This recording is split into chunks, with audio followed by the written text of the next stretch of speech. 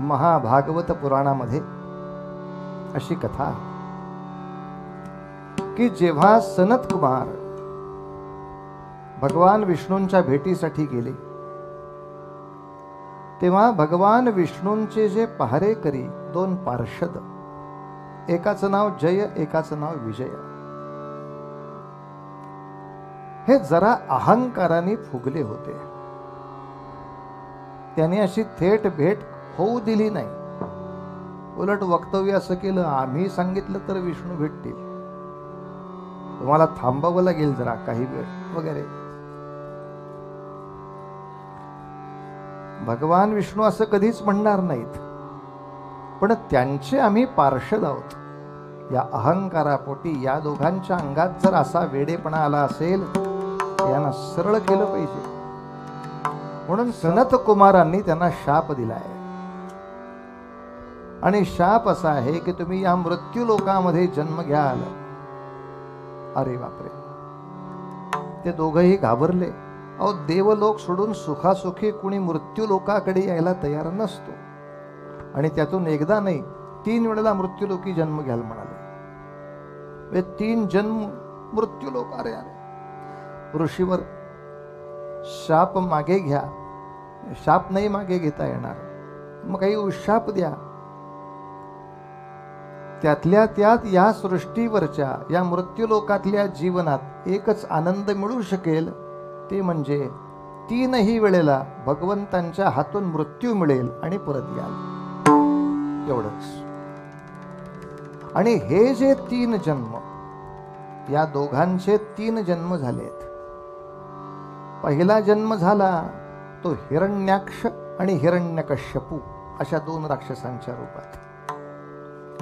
पुढे याच दोघांचा पुनर्जन्म जो झाला तो रावण आणि कुंभकर्ण या रूपात. आणि पुन्हा एकदा ह्या दोघांचा जन्म झाला तो शिशुपाल आणि वक्रदंत या रूपात.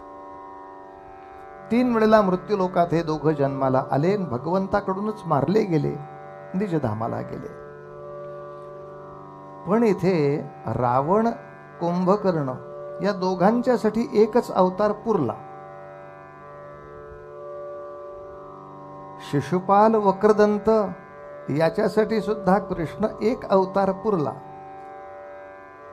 पण हिरण्याक्ष आणि हिरण्यकश्यपू या दोघांसाठी 2 वेगळे अवतार घ्यावे लागले आहेत. ते एका अवतारात आटपले नाहीत. कारण हिरण्य म्हणजे सोनं. ज्याच्या अक्षाला, ज्याच्या डोळ्याला जगातली फक्त श्रीमंती आणि सोनच दिसतं आणि ते लोबाडायची इच्छा होते, असा हिरण्याक्ष. त्याला वराह रूपामध्ये येऊन भगवंतांनी संपवला. पण असा माणसाच्या मनातला अमानवीय मोह हा एका अवताराने नाही मरत, म्हणून परत यावं लागलं. मोह नष्ट होणं महा अवघड आहे. हिरण्यकश्यपू हे त्याच मोहाचं आणखीन एक प्रतीक. हिरण्य म्हणजे पुन्हा सोनं, कशिपू म्हणजे लोकांच्या सगळ्या श्रमाचं सोनं लोबाडून आपल्या कुशीत घेऊन उशीला घेऊन झोपल्याशिवाय याला झोपच येत नाही, तो हिरण्यकश्यपू. मात्र एक असतं, हे राक्षस तपस्या मात्र फार भयानक करतात बाबा. आणि मग त्यांना वरदान द्यावं लागतं. बऱ्याचशा लोकांचे आक्षेप हेच असतात, हे देव वरदान देतात कशाला? आधी ते वरदान देतात म्हणून असुर माजतात, वरदान द्यायचंच नाही ना. पण असं नाही ना होत. एक विलक्षण तपस्या केल्यानंतर त्याच्या बदल्यात काहीतरी द्यावंच लागतं, ही जगाची व्यवस्था आहे.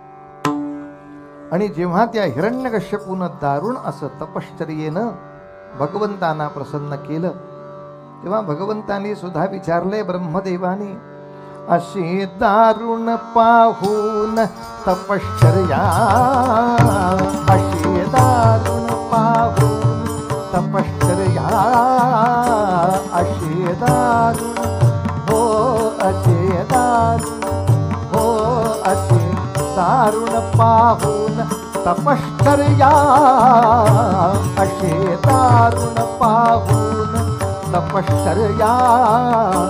प्रगट झाला विधिवरत असुर पर्या प्रगट झाला विधी म्हणजे ब्रह्मदेव प्रगट झाला विधिवरत असुर पर्या मनी मानी बहुतया प्रबल धैर्या मनी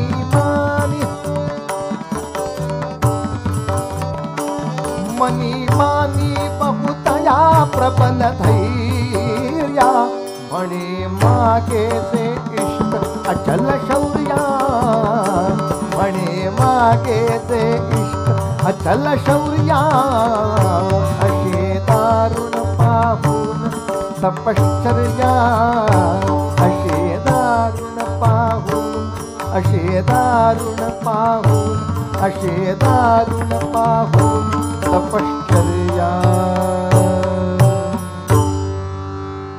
बोल वत्सा काय हवं. हिरण्यकश्यपून पहिला वर मागितला मजला मृत्यू नसावा मला मरण नको. ब्रह्मदेव म्हणाले कसं तुला हे वरदान द्यावं.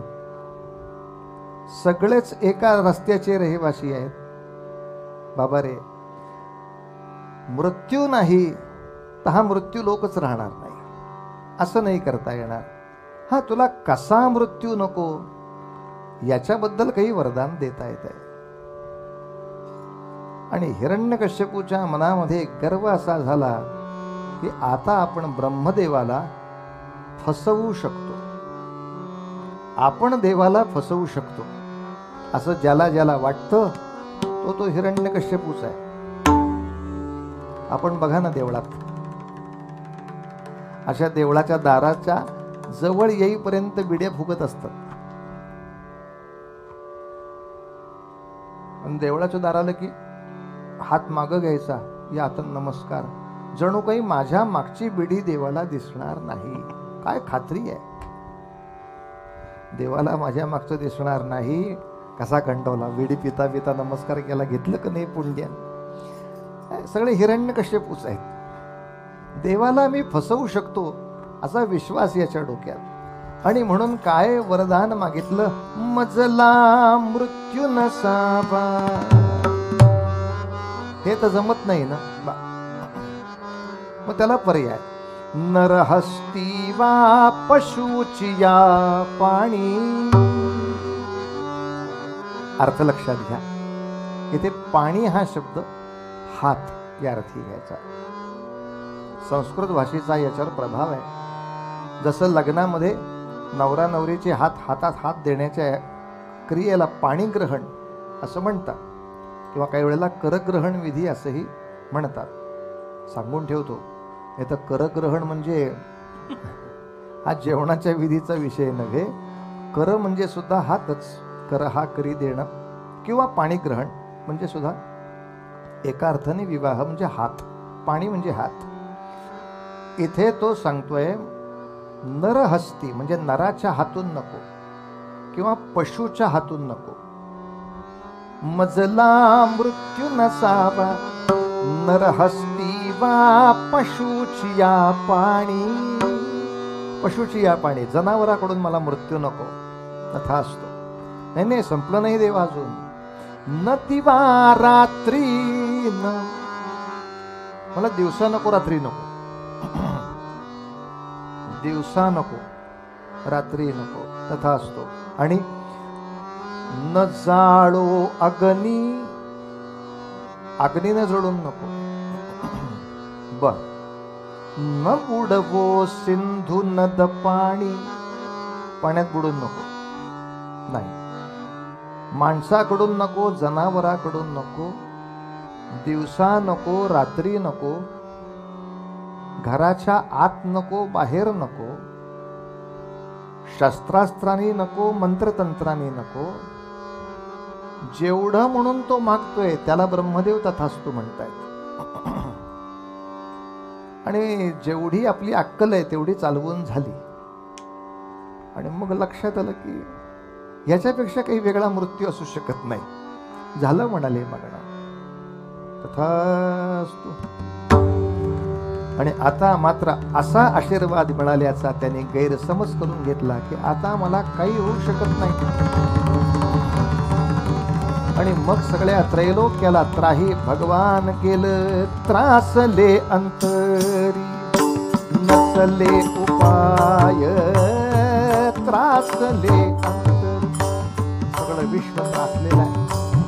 त्रासले अंतरी नसाले उपाय, उपाय त्रासले अंतरी नसाले उपाय. आठविती पाय गोविंदाचे, आठविती पाय गोविंदाचे.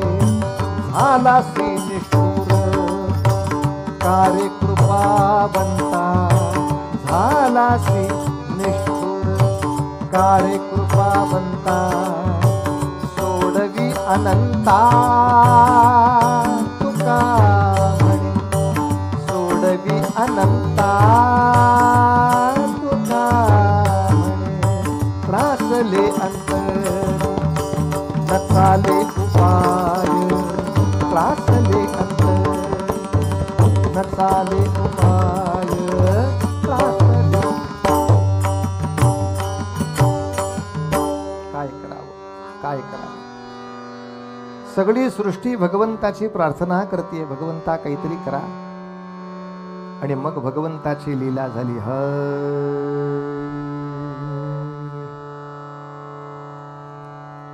हिरण्यकश्यपूनं मानस जाहीर केला, आता देवांच्या राज्यावर स्वारी करेन, यक्षांच्या राज्यावर स्वारी करेन, सगळी पृथ्वीवरची राज्य माझ्या ताब्यात घेईल.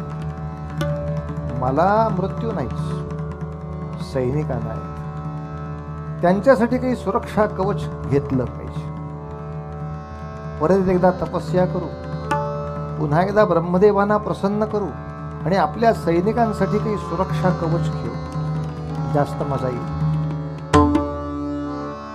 आणि पुन्हा तपस्येसाठी म्हणून हा गेला. अशा वेळेला हिरण्यकश्यपूच्या अनुपस्थितीत त्याच्या नगरीवर स्वारी करावी आणि त्या नगरीतलं किमान त्याचं शस्त्रास्त्र वाढवण्याचं सामर्थ्य ज्या धनामध्ये आहे ते आपलंच लुबाडलेलं धन परत न्यावं म्हणून एक देवादिकांची स्वारी झाली. पण आपलं लुबाडलेलं धन ते परत नेत होते, त्या लुटीबरोबरच काही राजस्त्रिया सुद्धा दानव राज्याकडून देवराज्याकडे वाटचाल करू लागल्या. आणि हे जेव्हा देवर्षी नारदांना कळलं ते तत्क्षणी त्या ठिकाणी प्रगट झाले, आले. नारायण नारायण नारायण. देवर्षी नारदांचा तो अधिकार होता. म्हणजे हे देव सैनिक हो, काय चाललंय, असं असं आमचंच लोबाडलेलं धन आहे, हिरण्यकश्यपूची अनुपस्थिती आहे.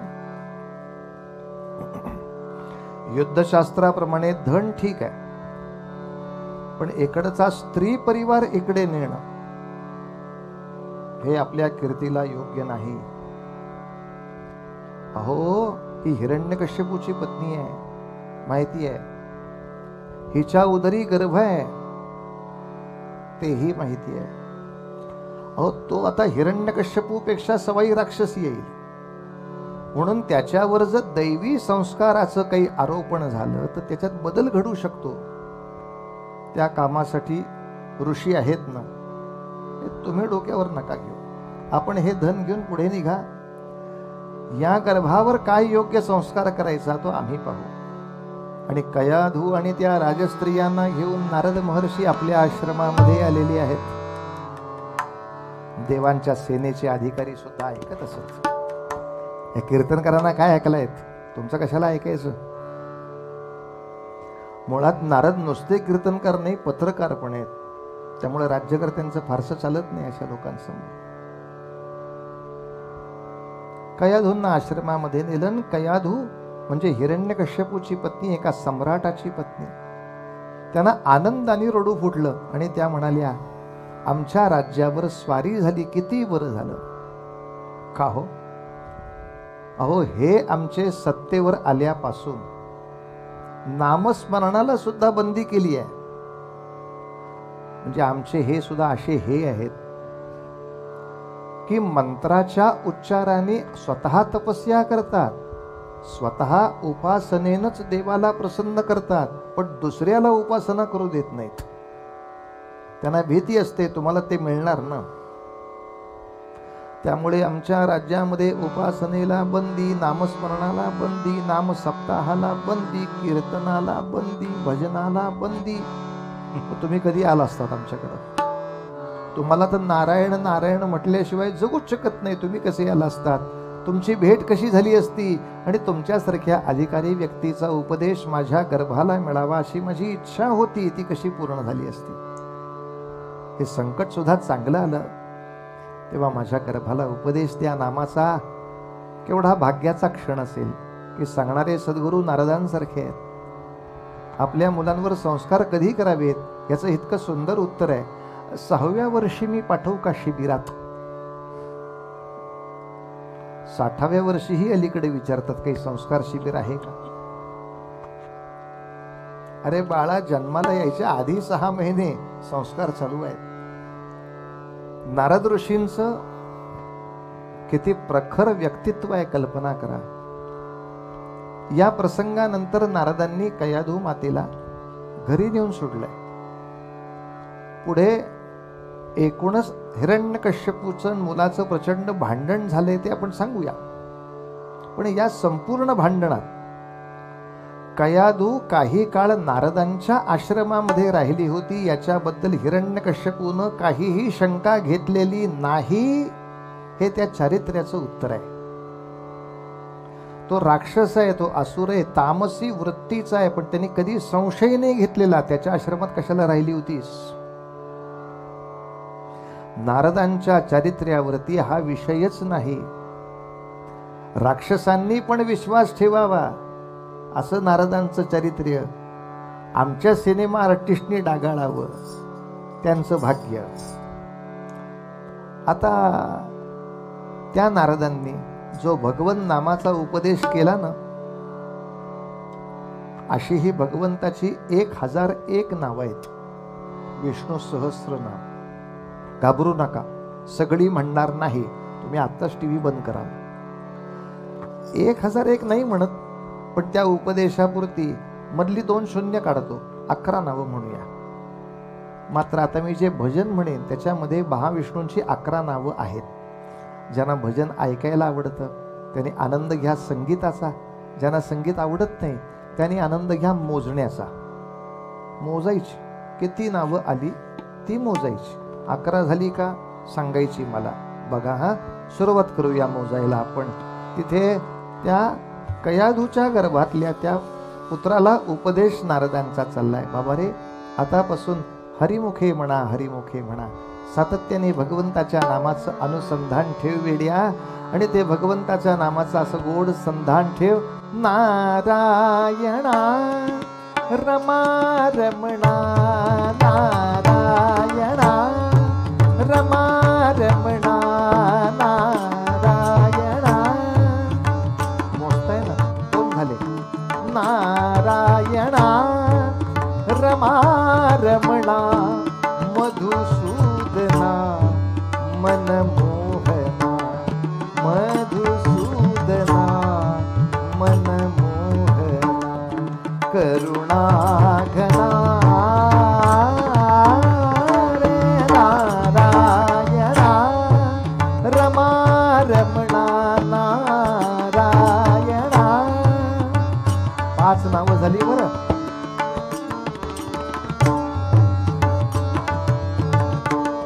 मधुसूदना मगरे सा, मधुसूदना धप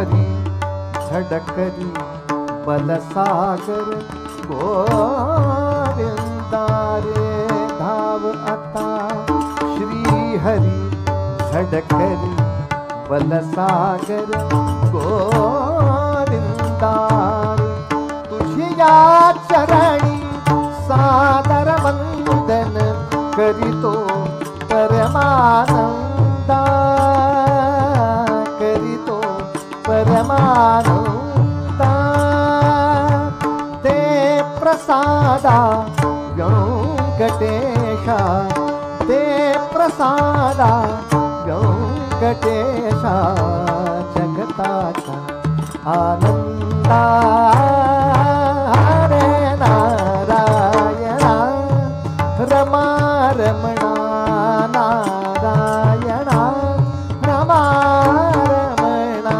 नारायणा नारायणा नारायणा महाविष्णू भगवान की जय. त्या गर्भावर जो संस्कार झाला कयाधूच्या मनाला आल्हाद वाटला आणि प्रल्हाद जन्माला आला. या प्रल्हादानं फक्त भगवंताचं नाम नाही घेतलेलं, भगवंताची सेवा, देवाची ये द्वारी उभा क्षणभरी सेवेमध्ये. मग सेवा म्हणजे अहो त्यावेळेला हिरण्यकश्यपूच्या सगळ्या राज्यातले संस्कार राक्षसीच.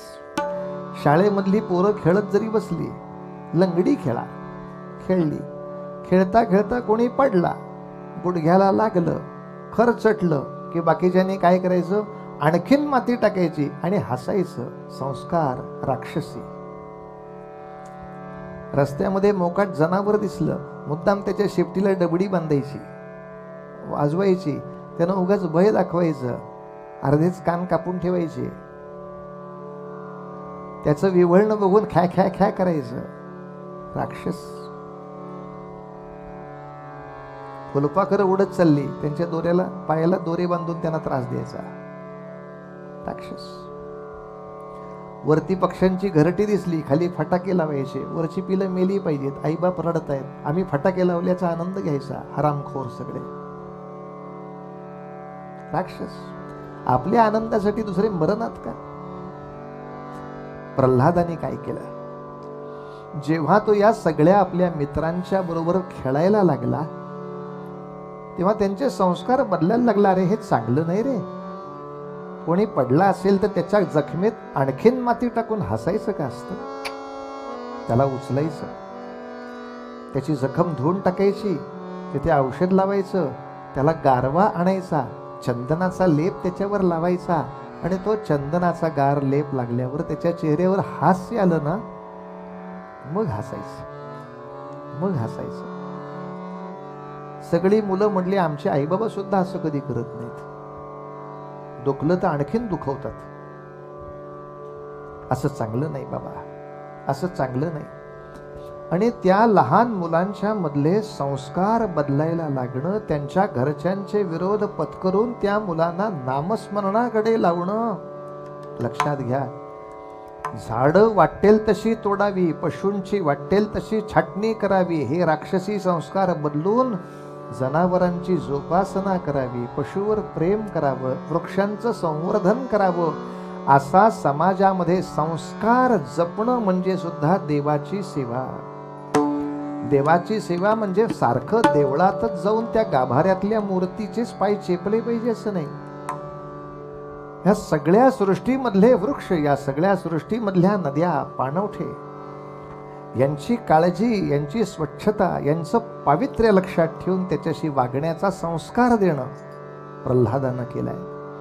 म्हणून प्रल्हादावर भगवंताची विशेष कृपा यासाठी आहे की त्यांनी स्वतःच्या एकट्या पुरत्या उद्धाराचा विचार नाही केला, सगळ्यांचा विचार केला. काय आहे, 5 वर्षाचा झाल्यावर याला घातला होता शाळेत, मास्तरांना पण सांगितलं होतं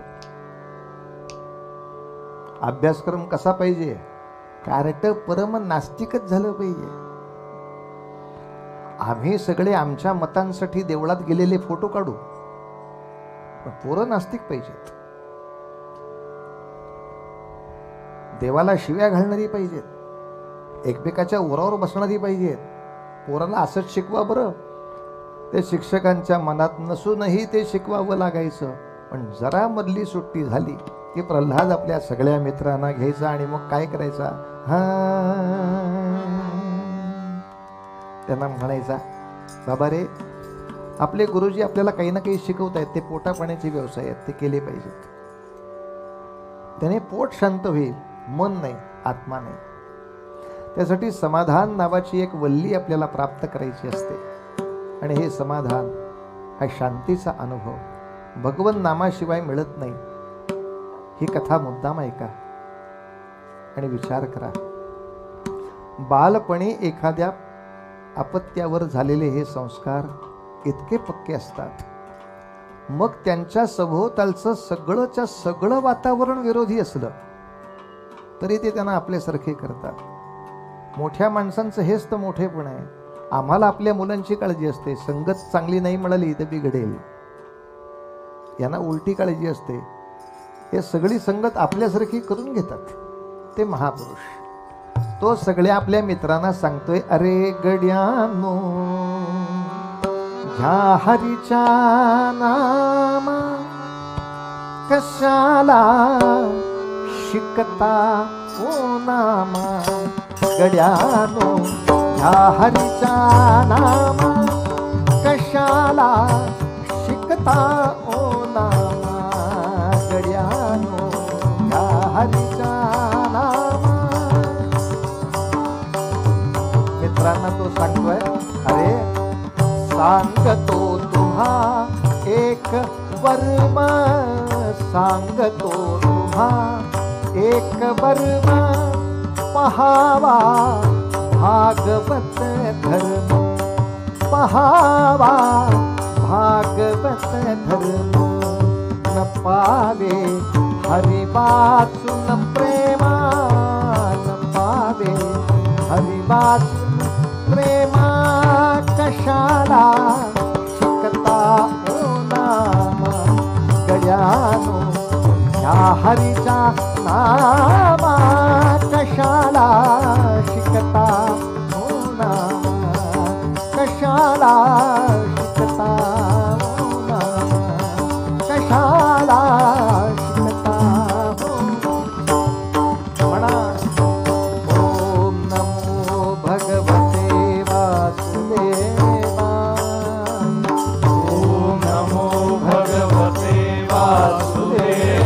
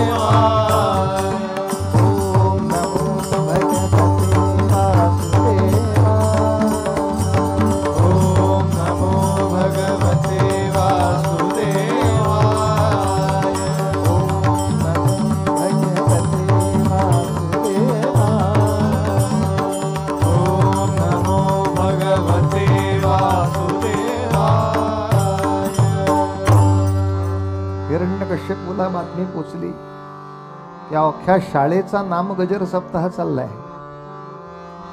भयानक रागवला. मुलाला तरतरा खेचून आणला. कोणी शिकवले तुला उपद्या. या शिक्षकांनी. ते शिक्षक बिचारे लटलट कापतात. आम्ही नाही हो शिकवलं याला काही. प्रल्हादा, तुझे थोरले 4 भाऊ आहेत. हे चौघही भाऊ मी सांगतो ते असं वागतात. खरं सांग, तुला कोणी शिकवले उपद्व्यात. नाही बाबा, मला मनापासून देवाचं नाव घ्यावंसं वाटतं. त्या नामात रंगावंसं वाटतं. ऐहिक सगळ्या शिक्षणाबरोबर मनाच्या शांतीसाठी भगवन नामाचा गजर करायची खरंच इच्छा होते.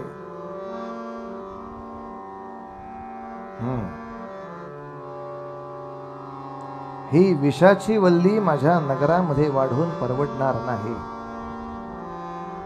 याला समुद्रामध्ये बुडवून मारला पाहिजे. सेवकांच्या करवी समुद्रापर्यंत नेला, अंगाला मोठमोठे दगड बांधून सोडून दिला. त्या शृंखलाही तुटल्या, ते दगडही तुटले. लाटांवर अलगत परत किनाऱ्यावर प्रल्हाद उपस्थित. अरे विषारी सर्प आणून डसवा. सर्प आणून डसवले, त्या सर्पांचं विष गेलं. हा तसाच आहे. काय करावं? याला उकळत्या तेलामध्ये टाकून मागावं आणि खळ खळ खळ उकळणाऱ्या तेलाच्या कढईत जेव्हा त्याला आणला, तेव्हा ते दृश्य बघून आमचे तुकोबा सुद्धा हळहळलेत. गाथेमध्ये त्यांनी अभंग लिहिला.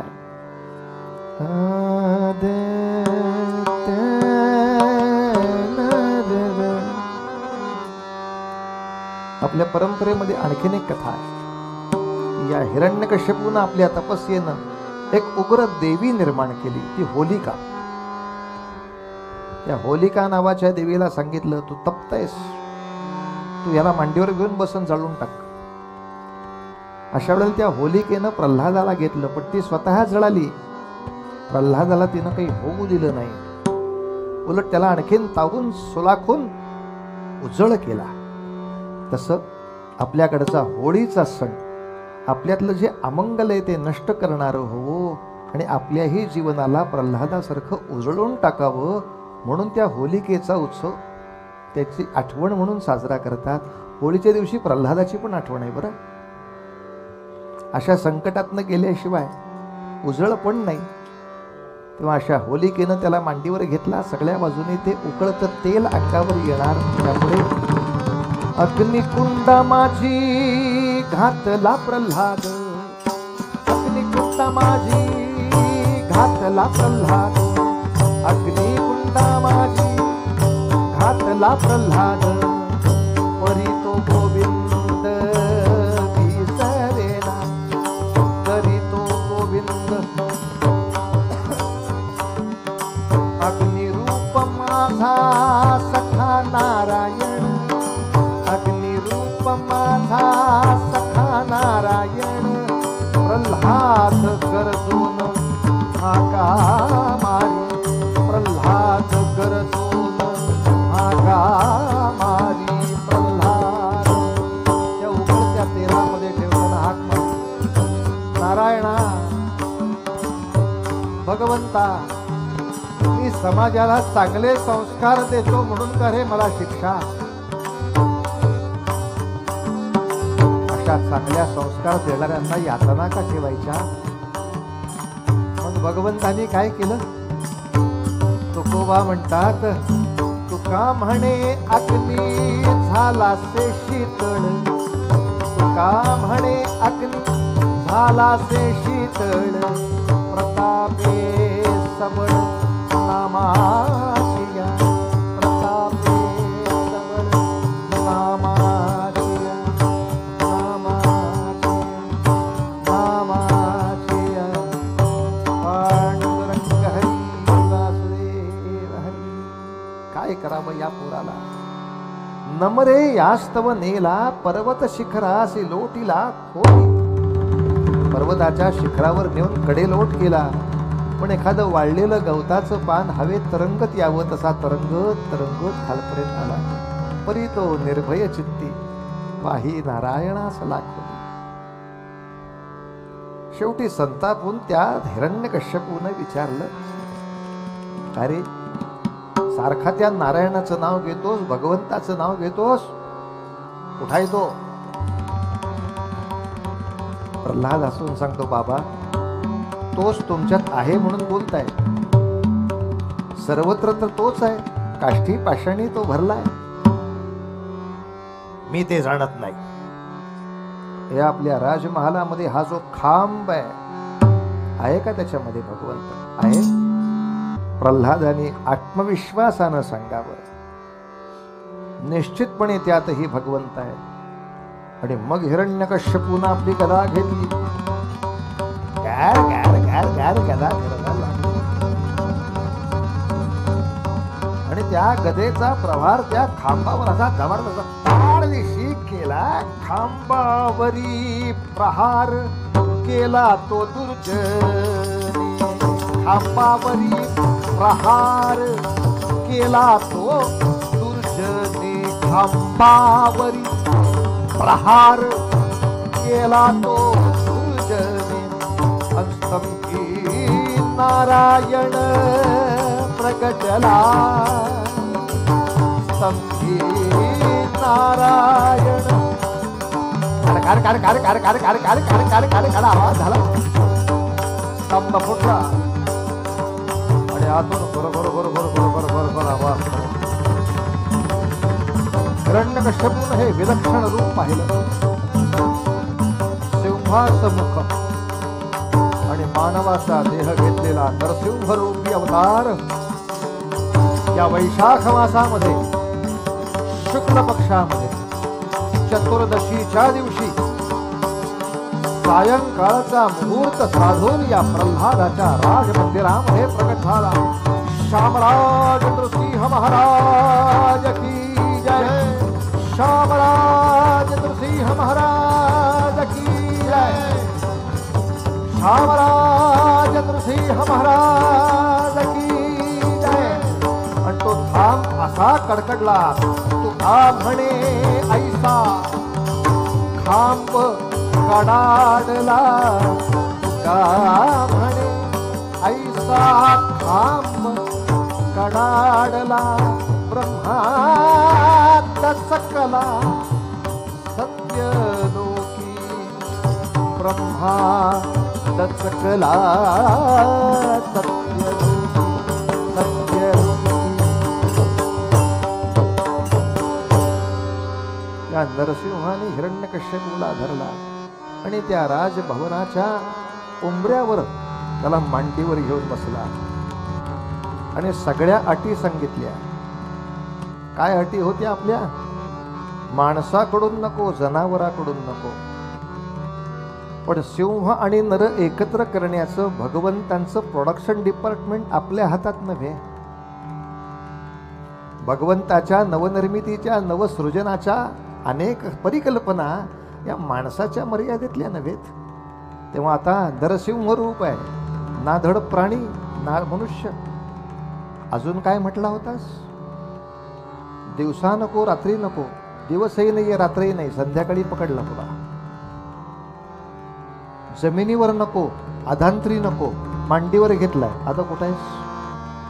जमिनीवर नाही, अधांतरी नाहीस. हे हे हे मंत्राने नको. मंत्र नाही, तंत्र नाही, काही करणार नाही. शस्त्रानं नको, अस्त्रानं नको. आता फक्त नख वापरायची आहेत. नाही नाही अहो, पण हे घरात नको, बाहेर नको, उंबऱ्यावर बसलोय. उंबऱ्यावर बसलोय.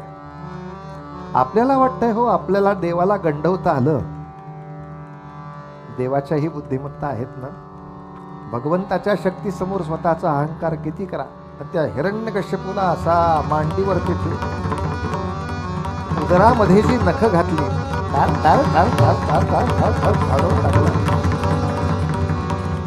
रक्तबंबाळ झालेला आहे. संपला. पण त्या भगवंतांचा तो क्रोध कसा शांत होणार? महालक्ष्मी पुढे जायला घाबरल्या. तेव्हा ते म्हणाले प्रल्हादालाच पुढे करा. प्रल्हादाला पुढे आल्यावर नेत्रातला सगळा क्रोध मावळला. त्याच तीक्ष्ण नखांनी त्याच्या मस्तकावर हात ठेवला. आज भारतामध्ये अनेक नृसिंह मंदिर आहेत बरं का, त्याच्यामध्ये असा शांत नृसिंह आहे. अतिशय प्रसन्न नृसिंहाची मूर्ती आहे आणि प्रल्हादाच्या मस्तकावर हात ठेवलाय. बाबा रे, सद्भक्तांचा छळ चालला होता म्हणून हे उग्र रूप धारण करावं लागलं. हे काही माझं मूळ रूप नव्हे, मूळ रूप वात्सल आहे. प्रल्हादा पुढे काय मस्तकी आशीर्वाद दिला. काय सांग पाहिजे असेल ते बोल वत्सा. प्रल्हादानं सांगावं. माझ्या सर्व पूर्वजांना उत्तम गती प्राप्त व्हावी. हे आपल्या पार्षदांच्या अहंकाराचं फळ भोगतायत, त्यांना क्षमा राहावी. प्रल्हादाने आपल्यासाठी काही मागितलं नाही, आपल्या वंशाच्या परंपरेच्या कुलाच्या उद्धारासाठी मागितलं. भगवंत एवढे प्रसन्न झाले की प्रल्हादाला आश्वासन दिलं, बाबा रे, याच्या पुढे तुझ्या कुळात कोणीही उन्मत्त झाला तर त्याला वधदंड देणार नाही, फक्त मर्यादित करील. हा अनेक जन्मानुजन्म आशीर्वाद प्रल्हादांना मिळाला, पण ती बोट शांत होईना, दाह व्हायचा. गार कशाने होतील ही नख? त्यासाठी औदुंबराची फळ आणली. त्या औदुंबराच्या फळात, उंबराच्या फळात ते नख खुपसली, शांत वाटलं. असा नृसिंहाचा आणि दत्त संप्रदायाचा संयोग आला. कारण दत्त संप्रदायामध्ये औदुंबर वृक्षाचं महात्म्य, उंबराच्या फळाचं महात्म्य, म्हणजे दत्त संप्रदायाच्या या उपासनेच्या फळाने नृसिंहाची उग्रता कमी होणे, हा त्यातला तात्विक अर्थ. म्हणून अनेक दत्त संप्रदायिक नृसिंहाचं नाव धारण करतात, नृसिंह सरस्वती. बेदरला सुद्धा दासोपंतांनी ज्या ठिकाणी सेवा केली आहे ते झरणी नृसिंहाचं मंदिर. पुण्यामध्ये सुद्धा वासुदेव बळवंत फडके या क्रांतिकारकांनी परमदत्त भक्तांनी भगवंताची उपासना केली, तेही नृसिंह मंदिर. तेव्हा नृसिंह ही दैवता तशी उग्र देवता. या उग्र देवतेचं हे प्रगटीकरण आहे, पण या उग्र देवतेला पुन्हा एकदा शांत शीतल करण्याची शक्ती त्या औदुंबराची म्हणजे दत्तात्रेयांच्या गुरुसेवेच्या पादुकांची आहे. हा विषय आपल्यापर्यंत पोचण्यासाठी या दोन दैवतांचा परमसंगम आपल्या सगळ्या सृष्टीत आहे. बस नृसिंह जन्माचा आपण आनंद घेतला, तो आरतीमध्ये सुद्धा घेऊ. पण तत्पूर्वी एक गोष्ट लक्षात ठेवा, फक्त हिरण्यकश्यपूला संपवणं एवढंच प्रल्हादाचं काम नाही. हिरण्यकश्यपू वाईट राज्य करतो, हिरण्यकश्यपू चुकीचं राज्य करतो, हिरण्यकश्यपू पातकी राज्य करतो, या प्रवचनाने काही होत नाही. मग चांगलं राज्य कसं करतात तू करून दाखवशील का? म्हणून भगवान नृसिंहाने प्रल्हादाला त्या हिरण्यकश्यपूच्या गादीवर राज्याभिषेक केलाय, मग स्वस्थानी गेले. आणि त्याच्या पुढे जवळजवळ 60 वर्ष प्रल्हादानं राज्य सांभाळलं. महाराज कशाला म्हणतात 60 वर्ष? 12 लोकसभा बिनविरोध आला प्रल्हाद. हो, आणि भगवंताचं दर्शन झालंय तर चला आयुष्य संपवून टाकू असं न करता सज्जन माणसं किती चांगलं राज्य देतात हे दाखवण्यासाठी असाच तो भगवंताच्या सेवेमध्ये अविरत राहिला, भगवंताच्या नामात अविरत राहिला. त्यासाठी भगवंत त्याच्या घरी चालून आला. हे आपल्याला दृश्य दिसलं नाही का? द्वारकेची राणी पांडवा घरी अभंग सुद्धा सार्थ झालेला आहे. आणि त्यामुळे आज नृसिंह जन्माचा हा मंगल सोहळा, आपल्या वैशाख मासातल्या चतुर्दशीचा हा सोहळा या ठिकाणी संपन्न होतोय. मात्र असा भगवंत आपल्याहीसाठी प्रगटेल, पण त्यासाठी भगवत सेवेसाठी काही काळ आपण आयुष्य झिजवलं पाहिजे. भगवत सेवा म्हणजे समाजातल्या चांगल्या संस्काराची सेवा, चांगल्या संस्काराचं आरोपण, चांगल्या संस्कारांची जोपासना, चांगल्या व्यक्तित्वाची घडण म्हणजे भगवंताची सेवा.